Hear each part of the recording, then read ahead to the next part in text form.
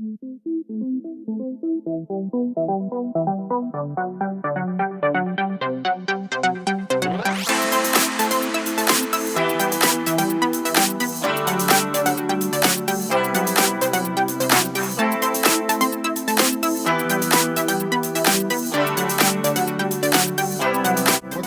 YouTube? This is JoezMcfly hitting you up with another reaction video to yet another Yankee game, and the Yankees ended up losing today. But that's not the news. Yankees lost 11-5 today.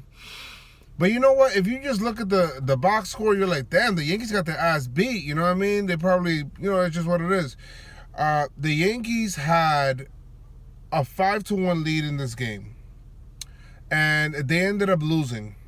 Tanaka, who you thought definitely turned the corner, and he has for the most part, did a really bad job today. He was horrible.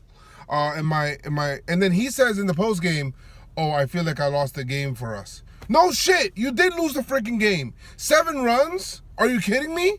Yeah, you had 7 strikeouts. 7 runs? You can't get through the 5th inning? I mean, come on.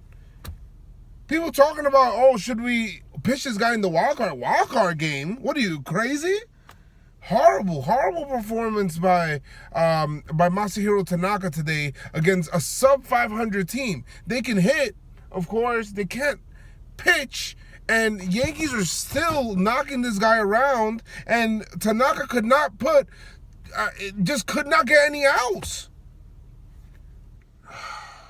Not only that, but every single time that the Yankees scored, he failed to record a shutdown inning.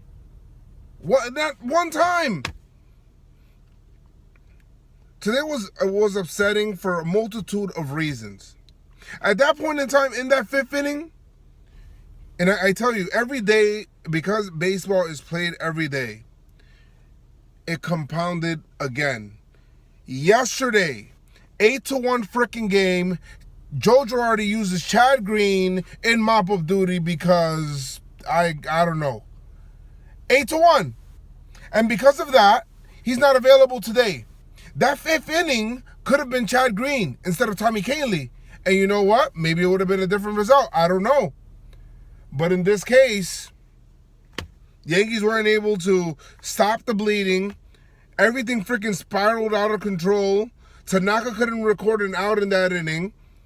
Kahnle came in, gave up the 2 inherited runners, because every single time that there's inherited runners on base, when he's coming in, they're all scoring, all of them. It feels like every single inherited runner has scored when Tommy Kahnle comes in. The reason why the Yankees are not winning the AL East is because of the AL West. The Yankees are 12-19 against the AL West.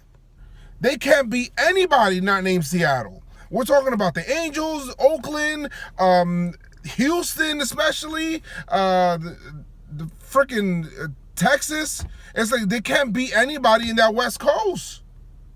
Against everybody else, however, the Yankees are 63-46. And I got that stat from good buddy Katie Sharp, who I call Katie Stats. I mean, Yankees got to figure it out. You're running out of games. You're getting this kind of offensive output. You got Tanaka on the mound. You got to be able to bring that game home. You have to.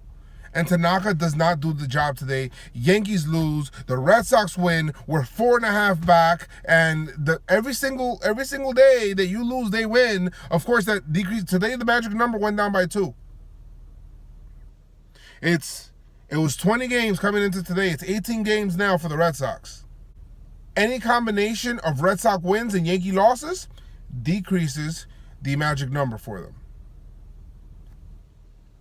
The Yankees got to figure it out. They got to figure it out. And it's bad all around. Nobody could fucking record it out. I mean, I know that a lot of the hits were like ground balls, and that were just kind of scooting all over the place. Like, there was one ball that just went right over Frazier's head that you don't even really see. But at the end of the day, those are hits. And Tanaka's allowing them, In some cases, hard hits. Especially Tommy Kahnle. He was getting hit all over the place. So it's just frustrating because the Yankees take one step forward, 1 step back, 2 steps forward, 2 step back. The Yankees are back to 10 games over 500. They cannot shake that number. I think for the Yankees to win the AL East, they have to get to at least 20 games over 500. Is it going to happen? I don't know. I don't think so.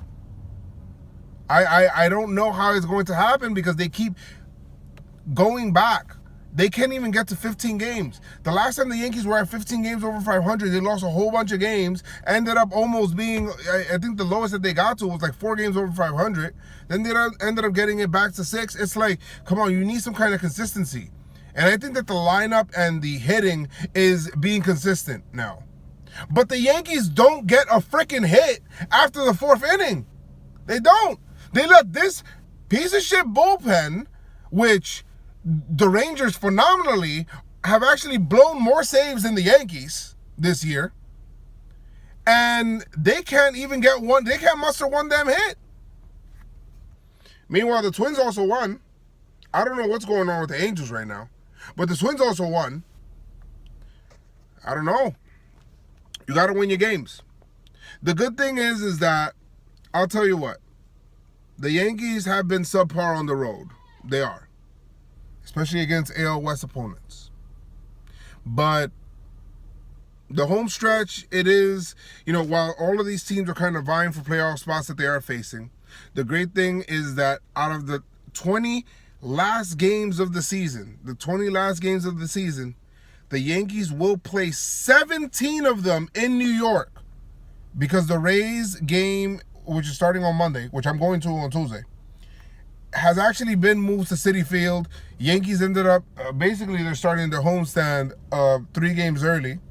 Then they start the longest homestand probably of the year. They go to Toronto for 3, and then after that, the rest of the games are at home. So, in all honesty, the Yankees got to figure it out. And they got to try to win. They got to win these games if they hope to go anywhere. Fangraphs has the Yankees at 91% chance of making the postseason. But that doesn't mean shit if you keep losing these games and these other guys keep winning. We faced Minnesota for 3 in Yankee Stadium. Let's see what happens there. But let me know what you guys think in the comments, man. Where do you think the turn? I know what the turning point in this game was. And this is the second time that it happens, and it happens in comeback losses. It was bases loaded. 2 outs. Judge in the box.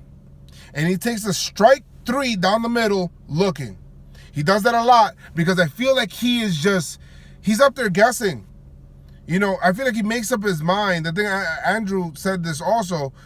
He says he makes up his mind before that pitch is even thrown that he's not going to swing at it. And it's literally right down the middle and he strikes out. That was the point where the Yankees could not extend the lead from 5-3 up to, maybe another 2 runs or whatever. They did the same thing in Baltimore. Baltimore came back and won. They did the same thing right now. The Rangers came back and won. The Rangers ended up scoring 10 unanswered runs today. That is unacceptable. Unacceptable. But let me know what you guys think in the comments, man, about today's game. The Q&A, I'm going to be doing the Q&A on Tuesday. I'm going to be having some pictures actually coming up. Make sure you do follow me on Instagram at JoezMcfly. I'm going to be posting up all of the pictures of the hats coming up here. The camo one is actually supposed to be looking really good.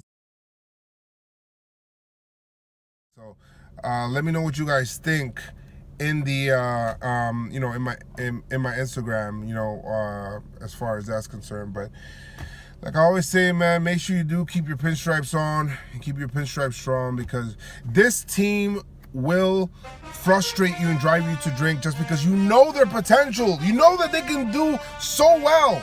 But the fact is that it's like you can't hold leads, you can't, certain times, there's no consistency. So the Yankees better find that consistency soon, or it's going to be an early exit in October this year. And, whatever, man. Severino on the mound tomorrow. Let's go ahead and figure it out, man. Let's get this one. Peace.